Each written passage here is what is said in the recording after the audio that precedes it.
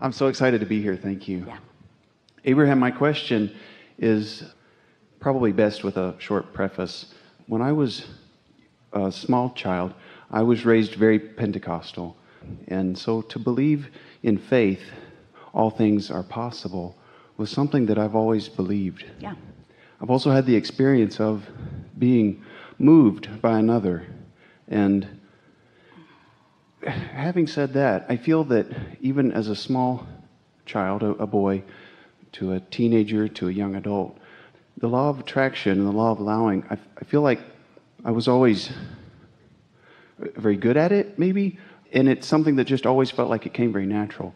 And then 10 years ago, a wonderful friend of mine, John, introduced me to Abraham. And all of a sudden, all of this made so much more sense. So I now, as an adult, looking back, see that manifesting has just always come so natural to me. So my question is really a question that's been asked of me personally. How are some able to so naturally manifest so easily, so quickly, and others struggle? Here's the thing.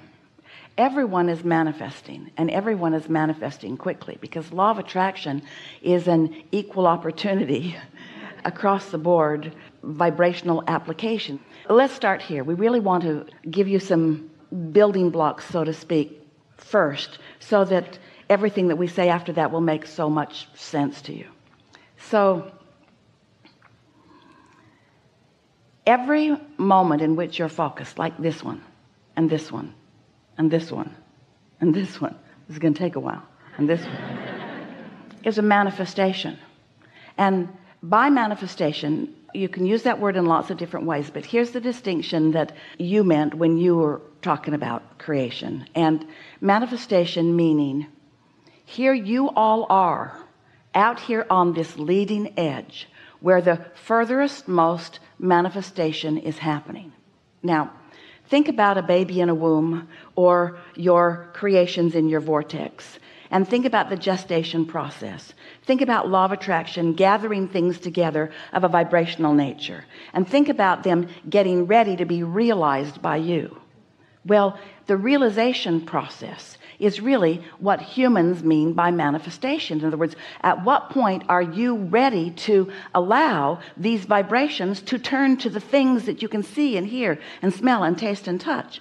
Turning thoughts to things. Thoughts are turning to things. Vibrations are turning to thoughts, and thoughts are turning to things.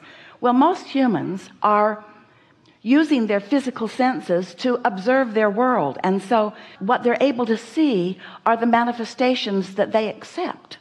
But someone who has learned a little bit about faith, or someone who's listened to us talk about the vibrational nature of the evolution of things, who hears us say that when you know what you don't want, you know what you do want, so you send a vibrational rocket, not something that you can see, maybe you can feel it, maybe not, but a vibrational rocket into the ethers, where law of attraction gathers them together, and the gathering creates an entity that is specific enough that we've named it the vortex. Law of attraction, acting upon your request, gathers the cooperative components, and there is something that is visible to those who can see. But most humans have trained your eyes to see things of a physical nature, and it's good that you have.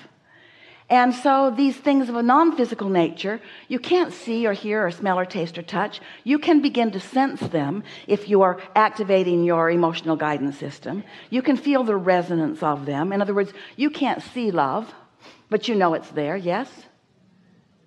Your dog can hear things you can't hear, and you don't say, "Stop it, you little faker." You accept that your dog has a different capacity than you do.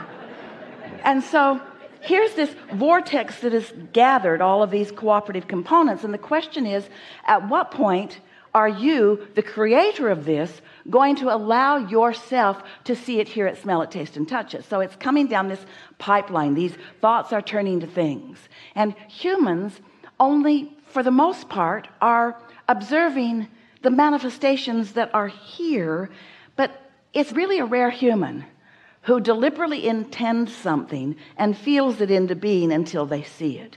That's what we are calling deliberate creation. And so over time, in our desire to respond to your desire, to understand how all of this works. We began by saying, you're more than you know in this body. There's another part of you. And many of you have come to know that now. And then we explained to you that it's a vibrational universe and that you get what you think about whether you want it or not. And there's a lot of people manifesting what they don't want, but they don't want to call that creation. But you get what you think about whether you want it or not, because law of attraction responds to your vibrations, which are represented by how you feel. So we're explaining to you about law of attraction. And then we said the creative process is a few steps. Step one is asking. And contrast causes you to do that. Step two is answering. When you ask, it is given. That is so important to know. We wrote a whole book about it. When you ask, it is given, but it is given in the vibrational version, which you can't see or hear or smell or taste or touch. Well, yikes. How do I get to trust that? You say that my vortex is full of all of this stuff I want, but if I can't see it, how do I know it? And we say that's where the religious term faith comes in. That's where paying attention to your emotional guidance system comes in. That's where caring about how you feel matters. That's how finding resonance with something that you can't see or hear or smell or taste or touch yet comes in.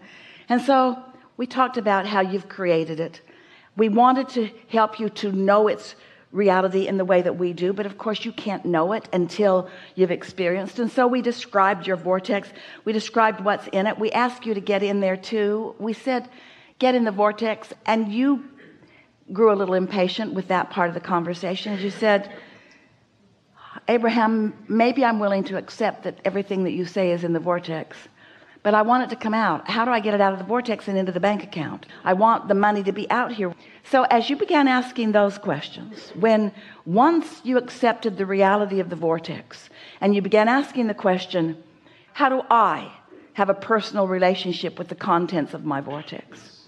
Then the conversation moved easily to, well, you've got to be in the receptive mode, because the contents of the vortex is a very high, pure frequency. There's no resistance in it. There's no doubt in it.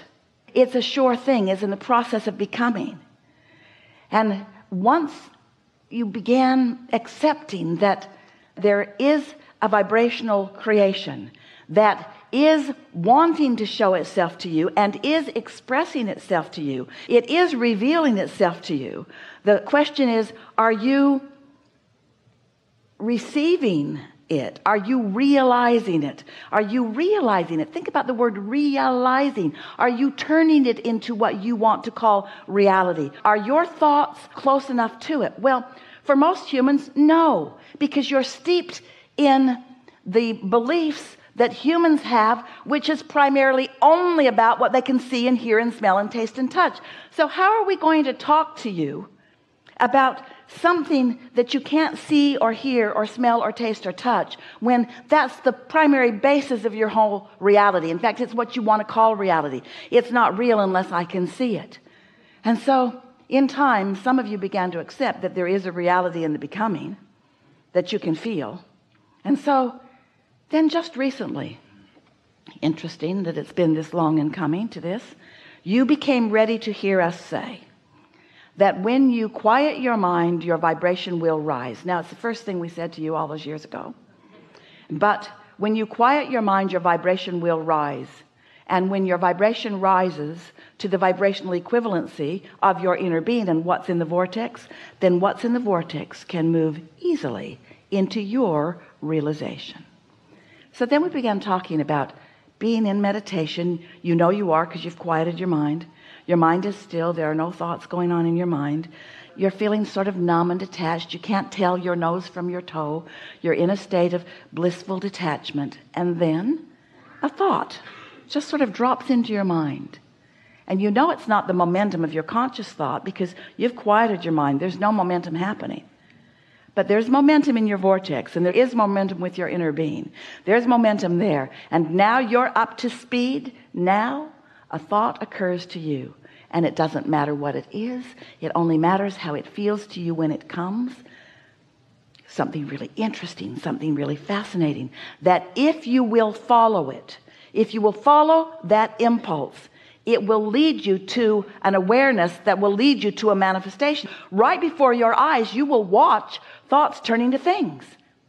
And you will know where those thoughts came from. But there are so many scenarios and so many combinations of where people are at in vibrational relationship to who they are. It isn't until you understand how the universe works. It isn't until you accept that you are a vibrational being. It isn't until you accept that you have an inner being who is real. It isn't until you accept that that inner being is vibrating and accumulating and part of the cooperative component gathering of all things that you want.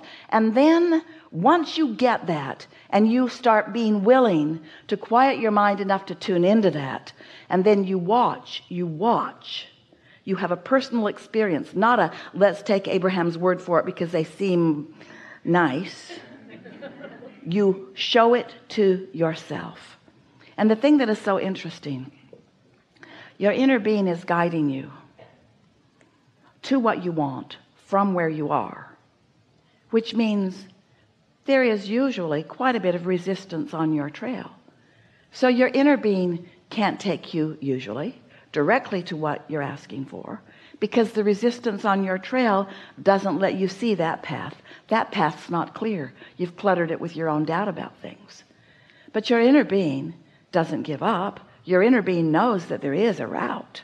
So your inner being just guides you along a path of least resistance, of the least resistant thoughts that you have, until suddenly, it usually is a sudden feeling, it occurs to you. You say, oh, why didn't I see that before? It's such a wonderful thing to have known that you wanted something that you didn't have, and felt yourself launch it, and felt the brief exhilaration of it, really brief because your beliefs don't let you stay there.